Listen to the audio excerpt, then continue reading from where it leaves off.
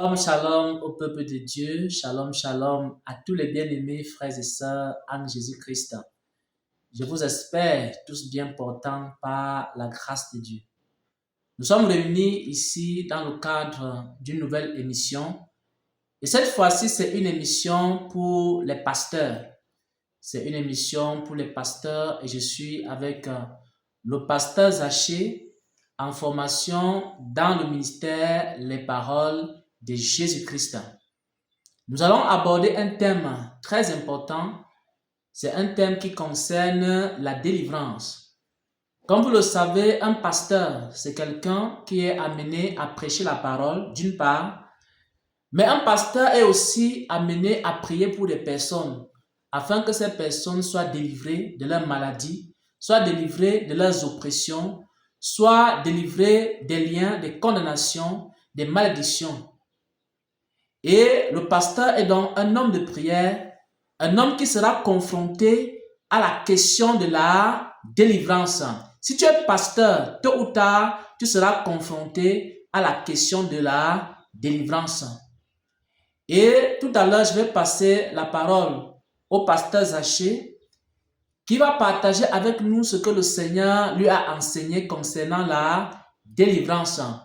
Parce que le Seigneur lui a fait comprendre qu'il y a certaines délivrances qui sont conditionnées par la repentance. Il y a certaines personnes ici qui m'écoutent, ce que le Seigneur me fait comprendre. Il y a des personnes ici qui m'écoutent, qui sont allées d'église en église, de ministère en ministère, cherchant la délivrance, mais elles n'ont pas trouvé cette délivrance-là. Elles ont commencé à accuser les pasteurs. Elles ont commencé à accuser des églises en disant que ces églises-là manquent de puissance. Mais le Seigneur te dit ce matin que pour certaines délivrances, la condition, c'est la repentance. Et avant de passer la parole au pasteur Zaché, j'aimerais recommander ce moment entre les mains de Dieu. Notre Père, notre Dieu, notre Roi, toi qui es le Dieu Tout-Puissant, toi qui es le Dieu qui délivre, toi qui es le Dieu qui restaure, toi qui es le Dieu qui ramène à la vie ce qui était mort. Seigneur, je prie au Père éternel que tu prennes le contrôle de ce moment d'échange et de partage afin que, Seigneur, tes enfants qui sont dans la captivité, que ces enfants sortent de la captivité, tes enfants qui sont en train de prier, d'aller d'église en église, de lieu en lieu, de serviteur en serviteur, dans le but de trouver la délivrance pour leur âme, pour leur vie. Qu'en écoutant ce message, que ces hommes et ces femmes parviennent à la délivrance.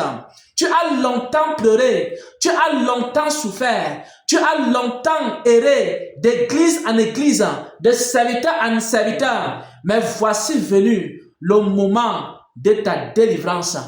Je passe la parole au pasteur Zaché et il va vous dire ce que le Seigneur lui a dit, le secret qu'il lui a donné concernant la délivrance.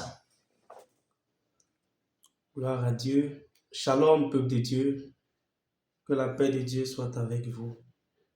Alors, cette nuit, le Seigneur m'a parlé au travers d'un songe. Et dans ce songe, il était en train de me montrer comment j'étais dans un lieu. Je priais pour des personnes. Et ce lieu était un lieu public.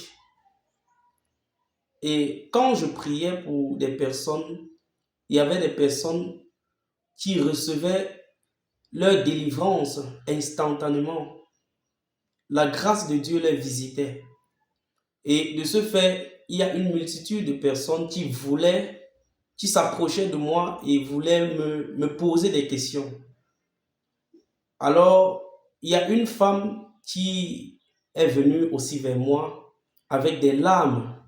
Elle pleurait, elle avait l'air pitié et elle m'a supplié en disant, prophète, est-ce que, s'il vous plaît, j'ai besoin de vous rencontrer?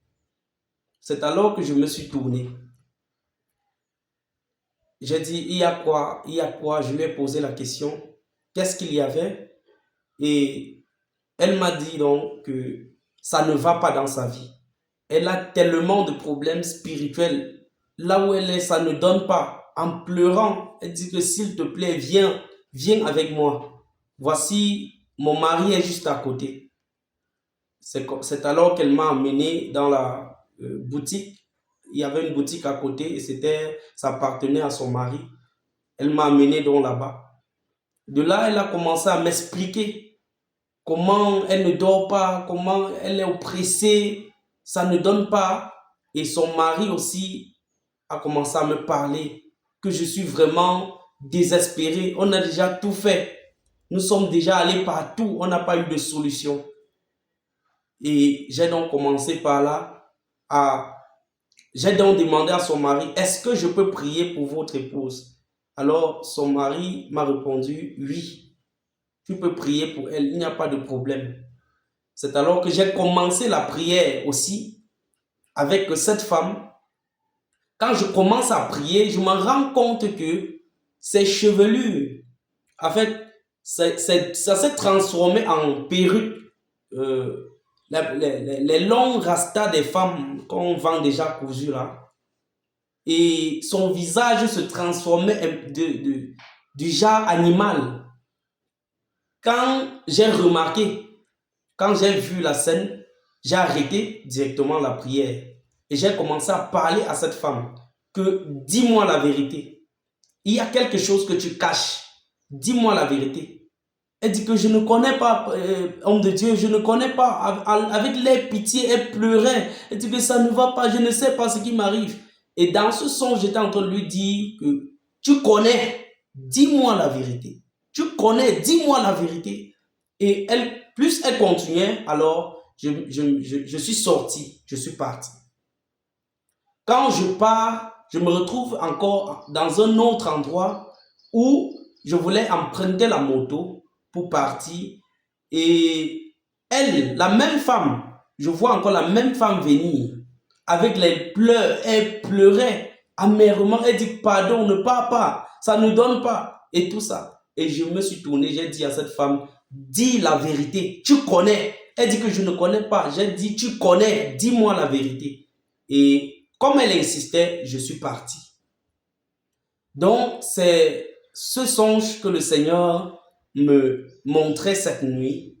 Et là, je pouvais comprendre que plusieurs cherchent la délivrance, plusieurs sont en train de chercher que les hommes de Dieu prient pour eux, mais ne sont pas vrais. Et à cela, vraiment, je veux interpeller une bien-aimée, un frère qui marche de lieu en lieu, qui cherche là où est le secret de l'onction parce qu'il veut qu'on prie pour lui, mais refuse toutefois de dire la vérité, de se repentir et de chercher réellement sa délivrance en confessant. Amen. Amen. Voilà, nous rendons gloire au Seigneur pour cette parole qu'il a donnée au pasteur Zaché. Et vraiment, cette parole est très, très édifiante et elle nous fait comprendre que plusieurs personnes sont à la recherche de la délivrance. Elles vont d'église en église. Elles vont de prédicateur en prédicateur. Elles vont de serviteur en serviteur, en pleurant, en criant, en se lamentant, en se plaignant sur leur sort. Mais il y a des choses dans leur vie que ces personnes doivent absolument confesser. Tant qu'elles ne confessent pas cela, elles n'auront jamais la délivrance. Même si elles rencontrent l'homme qui a la plus grande onction sur la terre, cette personne-là ne pourra jamais les délivrer si elles ne parviennent pas à révéler des choses qu'elles ont eu à faire. À travers le songe également, j'ai noté ceci. J'ai noté qu'avant de prier pour une femme, il faut que vous demandiez la permission à son mari. Ça, c'est quelque chose que j'ai retenu dans ce songe, dans ces révélations. Parce que dans le songe, le pasteur était en train de demander au mari, est-ce que je peux prier pour votre épouse? Donc, il ne faut pas prier pour des femmes sans demander l'accord de leur mari. Il ne faut pas que des femmes viennent à l'église sans que leur mari ne soit informé.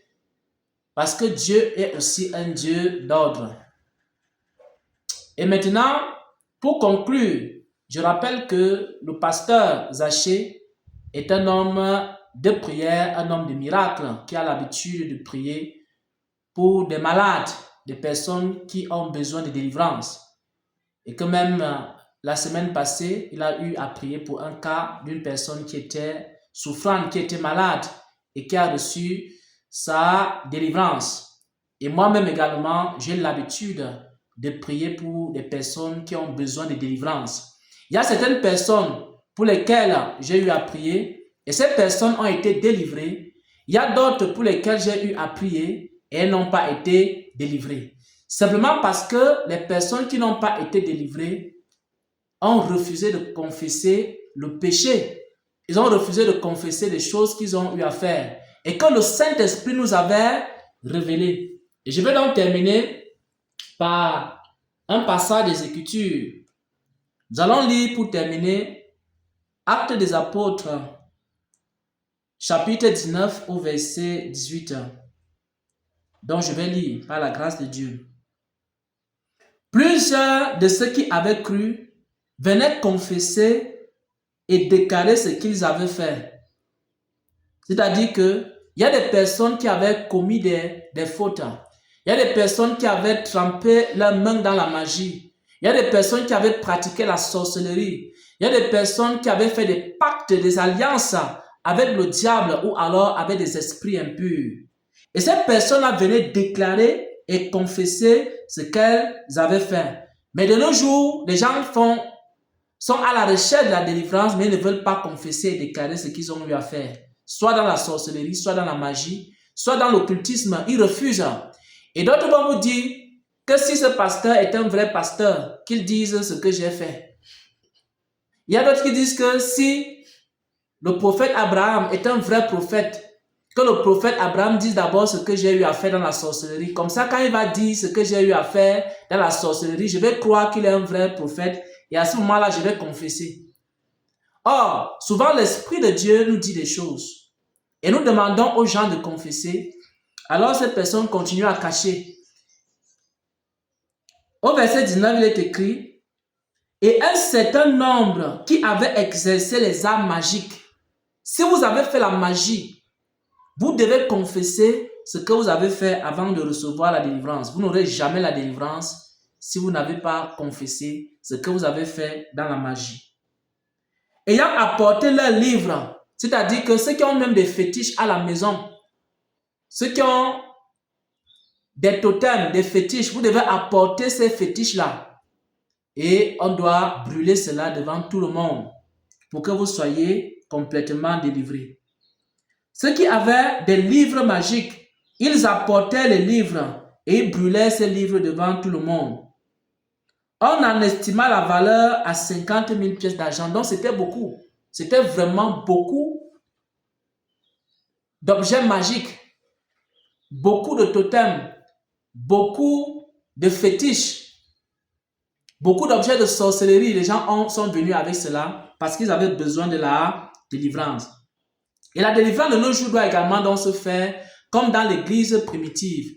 Elle doit être accompagnée d'une repentance sincère des personnes qui ont fait la sorcellerie, des personnes qui ont fait la magie, des personnes qui ont eu à faire des pactes ou de l'occultisme. Vous devez exposer tout ce que vous avez eu à faire pour obtenir votre délivrance. Sinon, vous allez partir d'église en église, de lieu en lieu, sans jamais obtenir la délivrance. Soyez donc bénis, soyez fortifiés dans le Seigneur et nous rendons gloire au Seigneur pour la révélation qu'il a donnée au pasteur Zaché et nous vous espérons vous retrouver très très bientôt pour une nouvelle émission pour les pasteurs. Shalom, shalom au peuple de Dieu. Shalom.